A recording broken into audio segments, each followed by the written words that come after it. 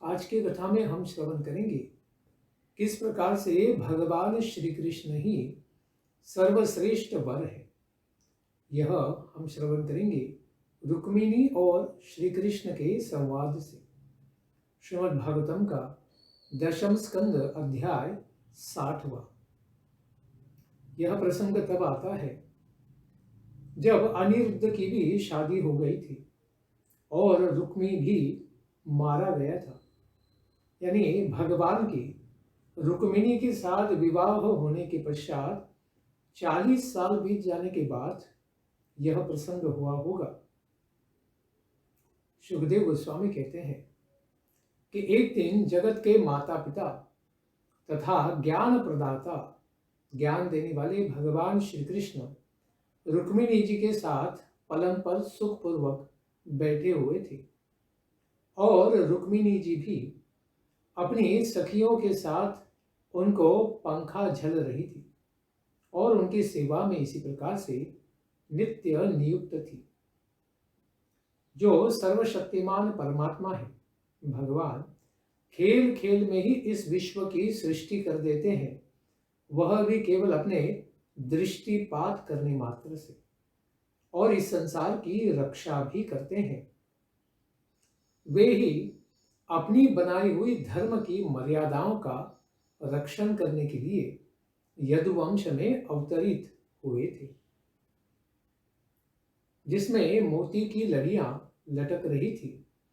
ऐसे चंदोवे से तथा मणिमय दीपों से सुशोभित बेला चमेली, इनके पुष्पों पर मंडराने वाले भ्रमरों के गुंजन से गुंजित, खिड़कियों के छिद्रों से प्रविष्ट सुंदर चंद्रमा की स्वच्छ किरणों से सुशोभित, जिसके उद्यान में पारिजात के उपवन में शीतल मंद सुगंध वायु चल रही थी तथा जिसके झरोखों की जालियों से अगुरु धूप का धुआं भी निकल रहा था।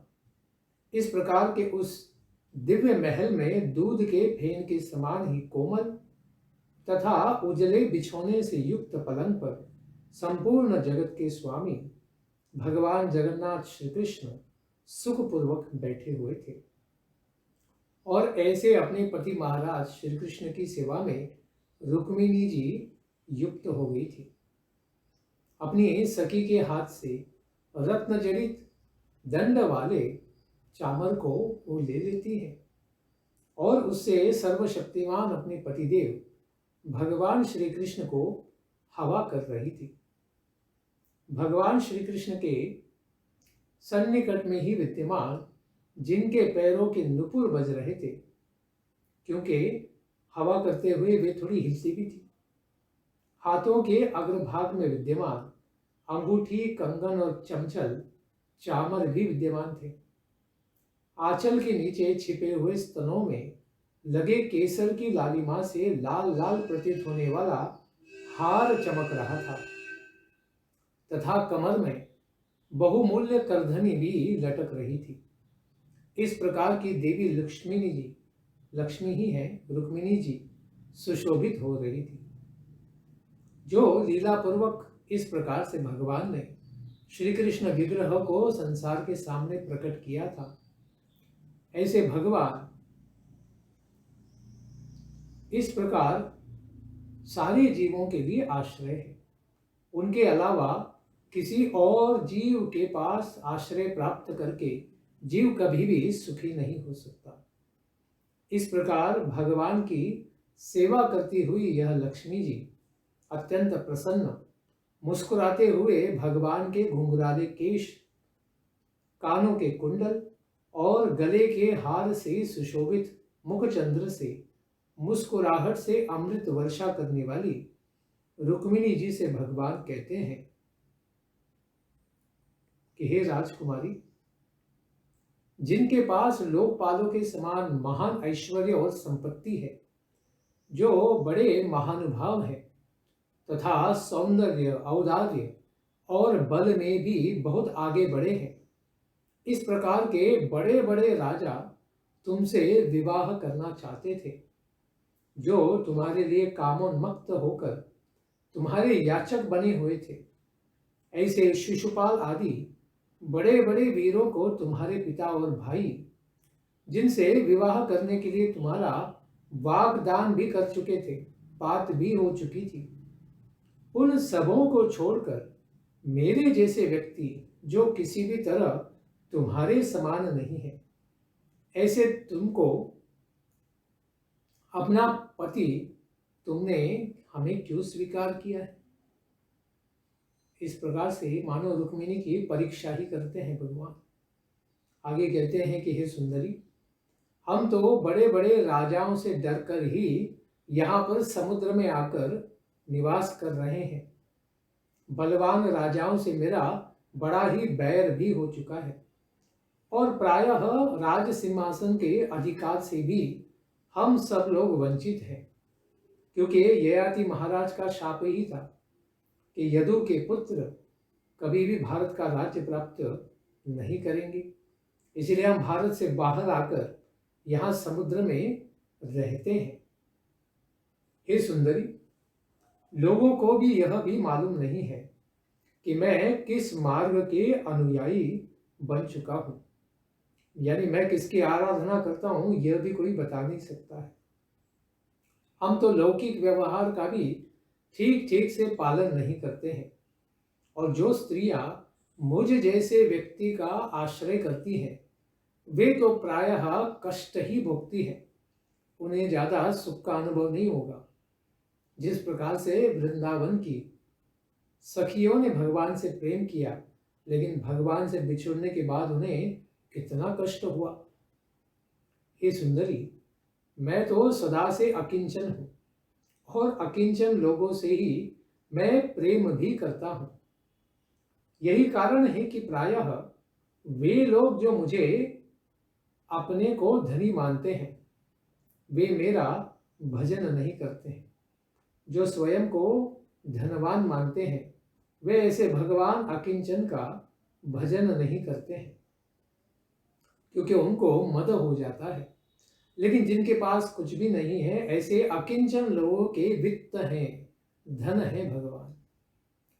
जिन दो लोगों का धन, जन्म, ऐश्वर्य, सौंदर्य और आय अपने ही समान हो, बराबर की सामाजिक स्थिति हो, ऐसे ही लोगों में विवाह और मित्रता भी करनी चाहिए।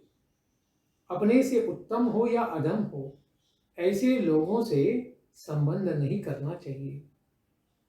हे विदर्भ राजकुमारी वैदर्भी, तुमने अपनी अदूरदर्शिता के कारण इन सारी बातों पर विचार किए बिना ही भिक्षुकों से मेरी झूठी प्रशंसा सुनकर, नारद आदि इनसे मेरी झूठी प्रशंसा सुनकर मुझ गुणहीन गुणातीत का ही वर्ण कर लिया है।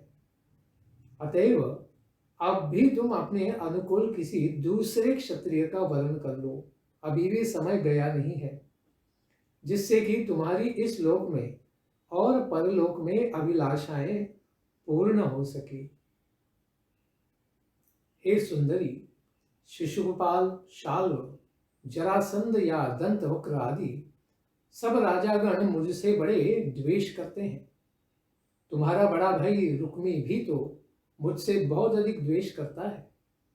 हे कल्याणी, अपने पराक्रम के मद में अंधे बने हुए घमंडी उन सबको जो सब घमंड से युक्त है, और ऐसे सबों के घमंड और मद को दूर करने के लिए, दुष्टों के तेज को दूर करने के लिए मेरे द्वारा तुम लाई गई हो।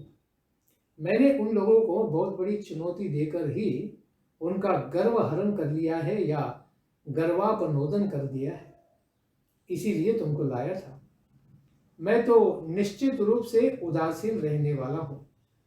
मैं स्त्री हो, पुत्र हो, धन संपत्ति का लोलुप नहीं हो, मुझे इनकी इच्छा नहीं है। मैं तो आत्म प्राप्ति के द्वारा ही सदा पूर्ण रहने वाला हूं। देह एवं गेह के संबंध से रहित दीप शाखा के समान ही केवल साक्षी मात्र हूं। मैं जीव के कल्याण के लिए सब कुछ करता हूं, अपने लिए कुछ नहीं करता। इस प्रकार भगवान ये सब क्यों कह रहे थे? सुखदेव गोस्वामी कहते हैं, श्री भगवान को क्षण भर के लिए भी विलग नहीं होने के कारण रुक्मिणी जी अपने को ही सर्वाधिक श्री भगवान की प्रियतमा मानने लग गई थी, क्योंकि भगवान की तो 16,108 रानियां थी, लेकिन रुक्मिणी जी सदा ही भगवान का सानिध्य पाती थी, इसीलिए थोड़ा सा उनके हृदय में अभिमान हो गया। उनके इसी अभिमान को विनष्ट करने के लिए भगवान इतना ही कहने के बाद चुप हो गए। इस तरह से तीनों लोकों के अधिपति अपने प्रियतम की अभूतपूर्व वाणी को सुनकर रुक्मिणी जी तो अत्यंत भयभीत हो गई और उनके हृदय में भी कपकपी हो गई। वे रोने लगी और भयंकर चिंता में पड़ गई। नखों की लालिमा से लाल प्रतीत होने वाले कमल के समान कोमल पैरों से पृथ्वी को कुरेदती हुई वे अंजन के मिल जाने से काली आंसुओं से केसर से अपने रंगे स्तनों को धोने लगी। अश्रुपात होने लगा। उनका मुंह नीचे की ओर लटक गया था और अत्यधिक कष्ट के कारण उनका गला रूंध गया और वे खड़ी ही रह गई। एक शब्द भी उनके मुख से बाहर नहीं आ रहा था। अत्यधिक कष्ट, भय तथा शोक के कारण उनकी बुद्धि भी विनष्ट हो गई। उनके हाथों के शिथिल हो जाने से कंगन भी खिसक गया और हाथ में जो चमक था वह भी छूटकर जमीन पर गिर पड़ा। बुद्धि की अत्यंत विकलता के कारण वे सहसा अचेत ही हो गई। केश भी बिखर गए और वायु के वेग से उखड़े हुए केले के स्तंभ के समान वे पृथ्वी पर गिर पड़ी। इस प्रकार हास्य की गंभीरता को नहीं जानने के कारण, भगवान की प्रेयसी प्रेम पाश की दृढ़ता के कारण इस दशा को प्राप्त कर गई है। यह सब देखकर अत्यंत करुणा निधान भगवान श्री कृष्ण तुरंत दौड़े और रुक्मिणी जी पर कृपा करते हैं। वहां भगवान ने अपनी ही चारों भुजाओं को प्रकट किया था। ऐसे 4 भुजाओं वाले भगवान शीघ्र ही पलंग से उतरकर रुक्मिणी जी के पास जाते हैं और उनके केशों को सुलझाकर अपने कर कमल से उनके नेत्रों को पोंछते हैं। राजन परीक्षित, सुखदेव गोस्वामी कहते हैं, आंसुओं से मनोहर बने नेत्र और शोक संतप्त दोनों स्तनों को पोंछकर अनन्य प्रेम भाव से संपन्न सती रुक्मिणी जी को भगवान भुजाओं में भरकर अपनी छाती से लगा देते हैं। इस प्रकार हंसी की गंभीरता के कारण जिनका चित्त चकराने लगा, अतएव इस तरह की हंसी के लिए अयोग्य तथा दीन बनी हुई रुक्मिणी जी को साधु पुरुषों के एकमात्र आश्रय संपूर्ण जगत के स्वामी भगवान श्री कृष्ण समझाने की कला को बड़े अच्छे तरीके से जानते थे कि किसको किस प्रकार से सांत्वना देनी है। उन्होंने रुक्मिणी जी को सांत्वना प्रदान की। भगवान कहते हैं, माँ माँ वैदर्भी, हे विदर्भ कुमारी, तुमको मुझसे कोई बात के लिए बुरा नहीं मानना चाहिए, अर्थात मुझसे रूठना नहीं चाहिए। मैं जानता हूं कि तुम एकमात्र मेरी ही परायण हो। हे सुंदरी, तुम्हारी वाणी सुनने की इच्छा से ही मैंने तुमसे इस प्रकार से हंसी की थी, लेकिन तुमने बात करना तो छोड़ो, उल्टा तुम अश्रुपात कर रही हो। इस प्रकार तुम्हारे मुख के लाल लाल ओठ प्रणय कोप के कारण किस तरह फड़कते हैं। तुम्हारे कटाक्ष पूर्वक देखने से तुम्हारे नेत्रों में कैसी लालिमा छा गई है। भौहें के चढ़ जाने के कारण तुम्हारा मुख कितना सुंदर लगता है। यही सब देखने के लिए मैंने ये सब कहा था, इसका और कोई तात्पर्य नहीं था।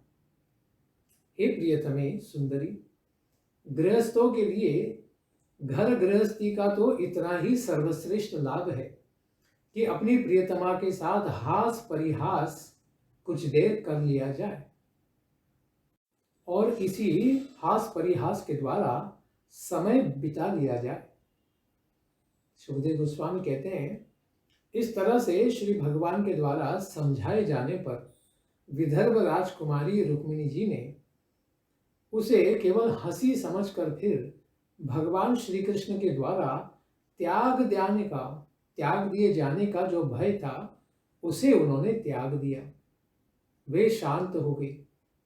रुक्मिणी जी सलज्ज हास्य और प्रेमपूर्ण मधुर चितवन से श्री भगवान के मुख को देखती हुई उन पुरुष श्रेष्ठ से कहने लगी। अपना वक्तव्य अभी रुक्मिणी जी बताएंगी कि भगवान ही कैसे सर्वश्रेष्ठ वर है। वे कहती हैं कि हे अरविंद विलोचन, हे कमलनयन, आपने जो यह कहा है कि मैं आपके समान नहीं हूं, कि भगवान रुक्मिणी के समान नहीं है, यह ठीक ही आपने कहा है, क्योंकि आप तो षड्विध ऐश्वर्य संपन्न होने के कारण ही भगवान है, और मैं आपके अनुरूप किस प्रकार से हो सकती हूँ। अतएव आपने जो भी कहा कि आप मेरे समान नहीं है, यह ठीक ही कहा है।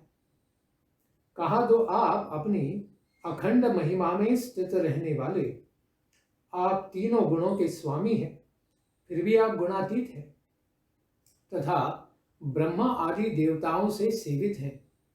और कहा तो मेरा स्वभाव तीनों गुणों में ही अनुसरित होता है। मैं गुणमयी प्रकृति हूँ, जिनकी सेवा कामनाओं के पीछे भटकने वाले इस संसार के अज्ञानी लोग ही पीछे पीछे भागा करते हैं। जो आत्माराम हैं वो भी केवल आपके चरणों में ही आश्रय पाते हैं। इसलिए हे उरुक्रम, क्योंकि आपके कर्म इतने अत्यंत महान हैं, इसीलिए आप भय से परे ही रहते हैं। भय आपको कभी आक्रांत नहीं कर सकता है। आप तो भय को भी आक्रांत कर सकते हैं। हे प्रभु, मैं आपके समान कैसे हो सकती हूँ? यह सत्य है कि आप राजाओं के भय से समुद्र में आ छिपे हैं, किंतु यहाँ पर राजा शब्द से यहाँ के पृथ्वी के राजा नहीं, अपितु तीनों गुण ही राजा हैं। मानो आप उन्हीं के भय से अंतःकरण रूप समुद्र में आकर छिप गए हो। यानी आप उन गुणों का संपर्क नहीं करना चाहते, क्योंकि आपको पता है जो जीव इन गुणों का संपर्क करता है वह अनेक प्रकार के दुखों का अनुभव करता है, वह भी मिथ्या अहंकार के द्वारा। ऐसे मिथ्या अहंकार से आपका कोई भी संबंध नहीं है। जिस प्रकार से जीव के हृदय में परमात्मा रूप से आप शयन करते हैं, उसी प्रकार से आप सारे संसार को जो तीनों गुणों से भरा है उसको त्याग के यहाँ समुद्र में आकर छिप गए हैं। आप अनुभूति स्वरूप आत्मा के रूप में विराजमान हैं। आप परमात्मा हैं। आप राजाओं से बैर रखते हैं, यह उचित भी है, किंतु वे राजा दुष्ट इंद्रियों के समान हैं। इन सबों से तो आपका वैर ही है, क्योंकि इन इंद्रियों के द्वारा आप ग्राह्य नहीं है। इसीलिए आप ऋषिकेश भी हैं और अधोक्षज भी हैं। प्रभु, आपने कहा है कि आप राज सिंहासन से वंचित हैं। यह भी ठीक है, क्योंकि आपके चरणों की सेवा करने वाले भक्त भी राजा के पद को घोर अज्ञान अंधकारमय समझकर उसका दूर से ही परित्याग कर देते हैं। जैसे कि हमने इस कथा में पहले ही मुचकुंद महाराज का वचन सुना है कि उन्होंने राज का पद अज्ञानकारी ही माना था और उससे दूर रहने के लिए गुफा में शयन कर रहे थे, ताकि भगवान आएंगे और कभी दर्शन देंगे। ऐसे त्रेता युग से भगवान की प्रतीक्षा कर रहे थे। ऐसी स्थिति में आपके लिए तो क्या कहा जाए। हे प्रभु, आपके चरण कमलों की सेवा करने वाले जो मुनिगण हैं उनका भी मार्ग अस्पष्ट ही होता है। वे लौकिक पुरुषों जैसा आचरण नहीं किया करते हैं। अतएव यह सत्य है, ये नर पशु आपके मार्ग का पता नहीं लगा सकते हैं, इसीलिए हिरण्याक्ष जैसा व्यक्ति भी सारे संसार में आपको ढूंढ रहा था, लेकिन आपका दर्शन नहीं कर पा रहा था। आपके भक्तों की भी चेष्टाएं इस संसार में जब अलौकिक हैं, उनको भी कोई नहीं समझ सकता है, तो फिर आपकी चेष्टा के अलौकिक होने में कौन सा संदेह है। आपको हृदय की गुफा में भी बड़े बड़े ज्ञानी और योगी तपस्वी भी नहीं ढूंढ पाते हैं। फिर आपने कहा कि आप अकिंचन है, निष्किंचन है। आप इसलिए निष्किंचन है कि आपसे अतिरिक्त कुछ भी नहीं है। इस संसार में जो कुछ भी प्रकट है वो आपके ही तेज का प्रभाव है, क्योंकि वैसे एक दृष्टि से तो सब कुछ केवल आप ही है, आपके अलावा कुछ भी नहीं है। आपके पास रखने के लिए कुछ भी नहीं है, क्योंकि जिन ब्रह्मा आदि देवताओं की लोग पूजा करते हैं संसार में, वे ब्रह्मादि देवता भी केवल आपकी ही पूजा करते हैं। ब्रह्म संहिता में ब्रह्मा जी कहते हैं, गोविंदमादि पुरुषम तमहम भजामि। जो लोग धनाढ्य के अभिमान में अंधे हो रहे हैं, वे अपनी इंद्रियों को ही तृप्त करने में लगे हुए हैं। वे लोग न तो आपको जानते हैं और न यह ही जानते हैं कि आप उनकी मृत्यु के रूप में, काल के रूप में सदा सर्वदा उनके सर पर सवार है और कभी भी उनको दबोच लेंगे। हे प्रभु, संसार में जीवों के लिए वांछित जितने भी धर्म, अर्थ, काम तथा मोक्ष रूपी जो 4 पुरुषार्थ हैं, उन सबों के रूप में आप ही विद्यमान हैं। आप ही समस्त वृत्तियों, प्रवृत्तियों, सिद्धियों और साध्यों के फल है। विचारशील पुरुष आपको ही प्राप्त करने के लिए सब कुछ त्याग देते हैं। संसार में हर चीज को त्याग कर केवल आपके चिंतन में लग जाते हैं। हे विभो, उन विवेकी पुरुषों का ही आपका समाज होना चाहिए। आपके समाज में कोई भी दूसरे प्रकार के लोग होने भी नहीं चाहिए। जो लोग स्त्री पुरुष के सहवास को प्राप्त करने वाला सुख अथवा दुख को प्राप्त करने के कारण दुखी हो जाते हैं, ऐसे लोगों को आपके समान नहीं होना चाहिए। जो केवल सांसारिक वृत्तियों में लगे हुए हैं, वो केवल स्पर्श इंद्रियों का सुख प्राप्त करके इसी संसार में फंसे रहे, यही ठीक है और आपको कभी भी प्राप्त नहीं करें। और आपने कहा है कि आपकी प्रशंसा हमने भिक्षुकों के द्वारा सुनी, किंतु आपकी प्रशंसा करने वाले भिक्षुक कोई साधारण भिक्षुक नहीं होते हैं, भिखारी नहीं होते हैं, अपितु वे तो परम शांत सन्यासी पुरुष हैं। जो लोग बड़े से बड़े भी अपराधी को दंड नहीं देना चाहते हैं, सबको क्षमा करते हैं। ऐसे महापुरुष भिक्षुओं ने, नारद आदि मुनियों ने आपकी महिमा का वर्णन किया है। यहाँ सुखदेव, पूर्व में नारद मुनि, सनत कुमार आदि चतुष्क कुमार, शिवजी महाराज, ब्रह्मा जी, सब लोग आपकी महिमा का वर्णन करते हैं। इसीलिए मैंने खूब अच्छी तरह से यह विचार करने के पश्चात ही जान लिया कि आप ही संपूर्ण जीवों के हृदय में परमात्मा रूप से विराजमान है और सबके हृदय में जो आत्मा है वह भी आपका ही अंश है और सबों को आत्मा प्रदान करने वाले आप ही हैं। क्योंकि गीता में भी आपने कहा है, ममे वंशे जीव लोके जीव भूत सनातन। मैंने यह जानकर ब्रह्मा जी तथा देवराज इंद्र का भी परित्याग कर दिया कि आपके भवों के इशारे के द्वारा उत्पन्न काल शक्ति के द्वारा ब्रह्मा जी और इंद्र को भी तो मृत्यु रूपी काल ग्रास बना देता है। तो फिर शिशुपाल या जरासंध आदि ये तुच्छ जीव जो हैं, इनकी तो कौन सी बात की जाए। इसलिए मैंने केवल आपको ही पति के रूप में वर्ण किया है। हे गदाग्रज, क्योंकि जिस गद आपके छोटे भाई ने मेरी प्रार्थना पर मुझे स्वयंवर से जब आपने हरण कर लिया, तो आपकी और मेरी उन दुष्ट राजाओं से रक्षा करने के लिए यह गद जिनके साथ बलराम जी ने युद्ध किया था ताकि हम सबका रक्षण हो सके, ऐसे गद के आप गदाग्रज है, यानी उनके बड़े भाई हैं। हे ईश, आपकी इस वाणी में किसी भी प्रकार का औचित्य नहीं प्रतीत होता है कि आप उन राजाओं के भय से आकर समुद्र में बस जाते, जिन राजाओं को मेरे विवाह के अवसर पर आप अपने शारंग धनुष के टंकार से आए हुए राजाओं को भगाकर उसी तरह से मेरा अपहरण कर दिया, जैसे कोई सिंह दूसरे पशुओं को भगाकर अपना वीर भाग ले जाता है और बाकी सब सियार लोमड़ी केवल देखते ही रह जाते हैं।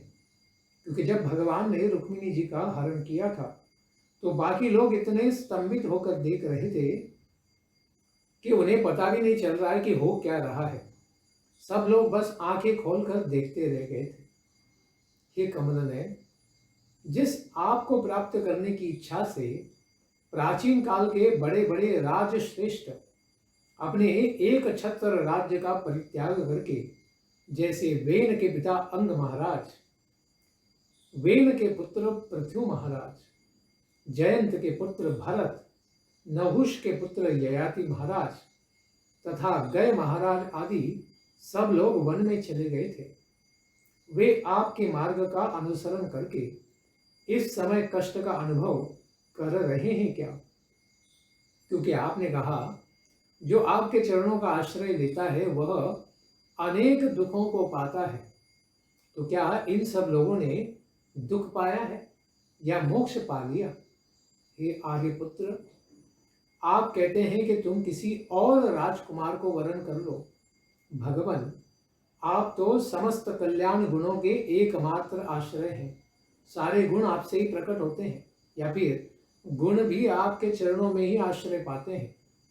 आपके यह दिव्य चरण लक्ष्मी जी का भी आश्रय है तथा आपके शरण में आए हुए जीवों को तो आप सहसा मोक्ष प्रदान कर देते हैं तथा साधु पुरुष आपके चरणों की महिमा का गुणगान नित्य ही करते रहते हैं। आपके उन चरण कमलों की सुगंधी जिसको एक बार भी सूंघने को मिल गई हो, वह अपने स्वार्थ एवं परमार्थ को ठीक ठीक जानने वाली कौन सी ऐसी नारी है या फिर कुंवारी लड़की होगी जो आपको छोड़कर ऐसे लोगों का वरण करेगी जो इस संसार में सदैव जन्म मृत्यु जरा और व्याधि और भयों से ही युक्त रहते हैं। कोई भी बुद्धिमती नारी ऐसा वर कभी भी प्राप्त नहीं करना चाहेंगे। हे संपूर्ण जगत के स्वामी, हे प्रभु, आप इस लोक में तथा परलोक में समस्त कामनाओं को पूर्ण करने वाले हैं। मेरी कामना तो इस संसार में कोई पूर्ण नहीं कर पाएगा, तो परलोक की तो बात ही क्या है।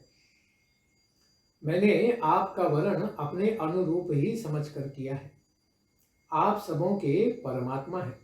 हे नाथ, मुझे अपने कर्मों के अनुसार भले ही विभिन्न योनियों में कभी भटकना पड़े, इसकी मुझे कोई भी चिंता नहीं है, लेकिन मैं केवल इतना ही चाहती हूँ कि आप तो इस मिथ्या संसार से मुक्ति दिलाने वाले हैं। आपके चरण कमल ऐसे हैं कि उनका जो भी भजन करता है वे आपकी कृपा से आप उसको अपना बना लेते हैं। अतएव आपके चरण कमल मेरे रक्षक अवश्य ही बने रहे, कोई और नहीं। हे अच्युत, इस संसार में गधों के समान घर का भार ढोने वाले, बैलों के समान गृहस्थी के व्यापार में ही जुटे रहकर कष्ट उठाने वाले, कुत्तों के समान उनके बॉस के द्वारा, उनके स्वामी के द्वारा तिरस्कृत होने वाले, बिलाव के समान हिंसक तथा कृतदासों के समान स्त्री की सेवा करने वाले, लंपट पुरुष जो स्त्री के पीछे पीछे ही भागते रहते हैं, जैसे शिशुपाल आदि राजागण जिनका आपने मुझे उपदेश दिया है, वे उसी स्त्री के पति बने जिसके कानों में भगवान शिव जी और ब्रह्मा जी की सभा में गाई जाने वाली आपकी कथा कभी पड़ी न हो। इस प्रकार से आपकी दिव्य कथा को जिन लोगों ने श्रवण न किया हो वही इस प्रकार के संबंधों को प्राप्त करें, क्योंकि संसार में ऊपर से चमड़ा, दाढ़ी, मूछ, रोए, नख और केश से ढके हुए शरीर, भीतर में मांस, हड्डी, रक्त, कीड़े, मल, कफ, पित्त एवं वात से भरे हुए जीते जी ही मानो मुर्दे के समान शरीर की सेवा, अपने प्रियतम पति की सेवा वही अत्यंत मूर्ख स्त्री करती है जिसने कभी भी आपके चरणों के पराग कण का पान नहीं किया हो। और ऐसी मूर्ख स्त्री हम कभी बनना नहीं चाहती थी। इसीलिए हे अंबुजाक्ष, हे कमल नयन, मैं सुंदरी हूं या गुणवती हूं, इस बात पर आप दृष्टि नहीं देते हैं। आप उदासीन हैं, अतएव आपका उदासीन रहना स्वाभाविक है। फिर भी मैं यही चाहती हूं कि आपके चरणों में मेरा सुदृढ़ अनुराग सदा ही बना रहे।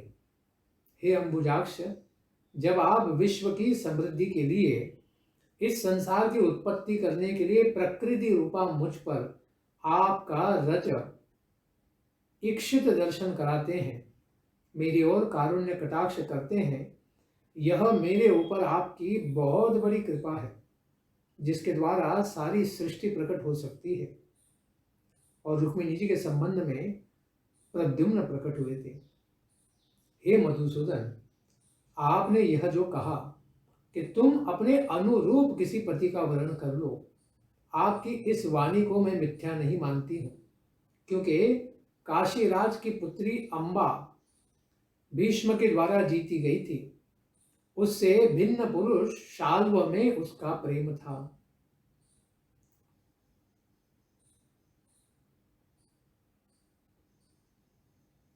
तो कुल्टा स्त्री का विवाह हो जाने पर भी मन उसका नवीन नवीन पुरुषों की ओर जाता ही रहता है। ऐसी पुंसचली स्त्री के लिए यह भाव हो सकता है, लेकिन बुद्धिमान पुरुष को चाहिए कि वह ऐसी स्त्री को अपने पास न रखे। उसको अपनाने वाले पुरुष लोक और परलोक दोनों को खो बैठता है, यानी उसका नाश ही होगा और संसार में कभी सुखी भी नहीं हो पाएगा। इतना सब भगवान के ऊपर माता रुक्मिणी जी ने अपनी व्याख्या की कि भगवान ही कैसे वर श्रेष्ठ है। तो भगवान कहते हैं कि हे साध्वी राजकुमारी, इन्हीं बातों को सुनने के लिए मैंने तुमसे हंसी की थी, मजाक किया था। तुमने मेरे बातों की जैसे व्याख्या की है वह तो परम सत्य है। हे सुंदरी, हे भामिनी, तुम मुझसे जो जो कामनाएं करती हो वे तो सदा तुमको प्राप्त ही है। हे कल्याणी, तुम मेरी एकांत भक्ता हो। मुझसे की गई कामनाएं सांसारिक बंधन में डालने वाली नहीं होती है, जैसे गोपियां भी हों या यहाँ रुक्मिणी भी हो। इनका भगवान को प्रेम करने का भाव कभी भी इस संसार के भाव की तरह बंधनकारी नहीं होता, क्योंकि भगवान से संबंध शाश्वत होता है। लेकिन सांसारिक पुरुष की कल्पना यह तो मिथ्या है और यह बंधन में डालने वाली है। इस प्रकार भगवान से जो संबंध चाहेगा वह शाश्वत संबंध एक दिन बन ही जाता है। इस प्रकार भगवान वे तो कहते हैं कि समस्त कामनाओं से मुक्ति करा देने वाला यह भगवान से संबंध बन जाता है, क्योंकि भगवान से संबंध बंधन का कारण नहीं होता है, सारे बंधनों से मुक्ति का कारण बन जाता है। इसलिए हे अनघे निष्पाप प्रियतमे, मैंने तुम्हारे पति प्रति प्रेम और पातिव्रत्य व्रत को जान लिया है। मैंने जो हंसी की बातें की थी, तुम्हारी बुद्धि मुझसे विचलित होती है कि नहीं यह देखने के लिए मैंने किया था, किंतु तुम्हारी बुद्धि मुझसे कभी भी विचलित नहीं होती है, क्योंकि तुम्हारे अंदर विषयों की कामना नहीं है, केवल मेरे चरणों की ही कामना है। सुंदरी, भगवान कहते हैं कि मैं तो मोक्ष का स्वामी हूं। जो लोग दाम्पत्य सुख प्राप्त करने के लिए तपस्या और व्रत करके मेरी आराधना करते हैं। वे कामना प्रधान लोग भौतिक इच्छाओं से प्रभावित होकर केवल मेरी मोह माया के द्वारा ही मोहित है। भगवान की माया ने ही उनको या उनकी बुद्धि को ठग लिया है। इसलिए इस संसार में भौतिक सुखों के पीछे वे लोग भागते रहते हैं। हे प्रियतमे, मैं मोक्ष और संपत्तियों का स्वामी हूं। ऐसे मुझको प्राप्त करके भी संपत्तियों के स्वामी मुझसे संपत्ति ही प्राप्त करना चाहते हैं। ऐसे लोग मंद भाग्यवान हैं। वे भोग तो नरकों में तथा नरक के ही समान सुकर कुकर सारी योनियों में भी जीवों को प्राप्त होने वाले हैं, किंतु उन लोगों का मन विषयों में ही लगा रहता है। मेरे संबंधी विषयों में कभी लगता नहीं। अतएव उन जीवों को नरक में जाना भी अच्छा लगता है, क्योंकि नरक में उनको सारे नारकीय सुख मिलेंगे। इस प्रकार की भावना से वे वही पड़े रहेंगे। इसलिए हे गृहेश्वरी प्राण प्रिय, तुमने अब तक संसार से मुक्त कराने वाली मेरी ही सेवा की याचना की थी और उसी सेवा को तुम करती रहती हो। यह बड़े ही आनंद की बात है। दुष्ट पुरुष ऐसा नहीं कर सकते। जिन स्त्रियों का मन दूषित कामनाओं से भरा हुआ है, जो अपनी इंद्रियों की ही तृप्ति में लगी रहती हैं, उन सबों के लिए भी यह अत्यंत दुष्कर है। लेकिन अगर मुझसे किसी का प्रेम हो जाए तो उसके लिए बड़ा ही सुकर है। हे मानिनी, तुम्हारे सदृश मुझसे प्रेम करने वाली कोई भी पत्नी अपने गृह में मैं नहीं देख रहा हूं, क्योंकि जिस समय तुमने मुझे देखा भी नहीं था, केवल मेरी कथाओं को सुना था, उस समय तुम्हारे विवाह में आए हुए राजाओं की, सबकी राजाओं की उपेक्षा करके तुमने मेरे पास गुप्त संदेश भेजने वाले ब्राह्मण कुमार को द्वारका में भेजा था। युद्ध में मुझसे पराजित तुम्हारे भाई रुक्मी को मैंने बड़ा विरूप बना दिया। उसके आधे बाल, मूछ और बाल और दाढ़ी भी काट दी थी। और उसके बाद अनिरुद्ध के विवाह के समय में तो हमारे बड़े भाई बलराम जी, जिन्होंने रुक्मी को इस प्रकार से मुंडन नहीं करना चाहिए इसलिए मुझे उलाहना दिया था, लेकिन वही उस अनिरुद्ध के विवाह के प्रसंग में 64 खेलते समय रुक्मी ने उनके साथ अपराध किया। इसलिए बलराम जी ने अपनी गदा को उसके सर में मार देने से उसको मार दिया था, तुम्हारे भाई को समाप्त कर दिया। किंतु उससे उत्पन्न कष्ट को भी तुमने मुझसे कहीं वियोग न हो जाए, इस डर से, इस संभावना से तुम चुपचाप इसको सह लिया। मुझसे कुछ भी तुमने कहा नहीं। इसके कारण तो तुमने मेरे हृदय को सदा सर्वदा के लिए जीत लिया है, क्योंकि मैं अपने बड़े भाई से कुछ कह भी नहीं पाता, लेकिन तुमने मुझे ऐसे संकट से बचा लिया। तुमने मेरी प्राप्ति के लिए दूत के द्वारा जो गुप्त संदेश भेजा था, किंतु जब तुमने मेरे पहुंचने में कुछ विलंब देखा कि भगवान अभी तक क्यों नहीं आए, उस समय तुमको अपना सर्वांग सुंदर शरीर, जो सारे जीव उसके पीछे पड़े थे, किसी दूसरे के हाथ में नहीं चला जाए, इसीलिए इस दिव्य शरीर को भी तुम त्यागने के लिए तैयार हो गई थी। उस समय तुमको यह सारा संसार सूना प्रतीत होने लगा था। तुम्हारे इस महान प्रेम का बदला मैं नहीं चुका सकता, अतएव इसका केवल मैं अभिनंदन कर सकता हूं कि तुम्हें मेरे प्रति इस प्रकार का विशेष प्रेम अनुराग हो गया है। इसके लिए बस तुम्हारा हम अभिनंदन कर सकते हैं। इस प्रकार से भगवान ने भी रुक्मिणी को पूरी सांत्वना दी और उनका अभिनंदन किया। तो शुभदेव गोस्वामी कहते हैं, परीक्षित, भगवान संपूर्ण जगत के स्वामी हैं, जगन्नाथ है, आत्मा राम है। मनुष्य लोक का अनुकरण करते हुए वे अपनी पत्नी रुक्मिणी जी के साथ दाम्पत्य प्रेम को बढ़ाने वाले बड़े ही विनोदपूर्ण वार्तालाप करते हुए विहार करते हैं और संसार के सारे जीवों को दिव्य ज्ञान देते हैं कि कैसे भगवान ही केवल एकमात्र सर्वश्रेष्ठ वर है, वरणीय है। ऐसे श्री भगवान सर्वव्यापक एवं सारे संसार को शिक्षा देने वाले हैं, ज्ञान देने वाले हैं। वे रुक्मिणी जी के ही समान अन्य पत्नियों के गृहों में भी गृहस्थ के समान रहते थे और गृहस्थोचित धर्म का पालन करते थे। क्योंकि 16,108 रानियां थी, तो सबके पास भगवान की पति रूप में सेवा थी।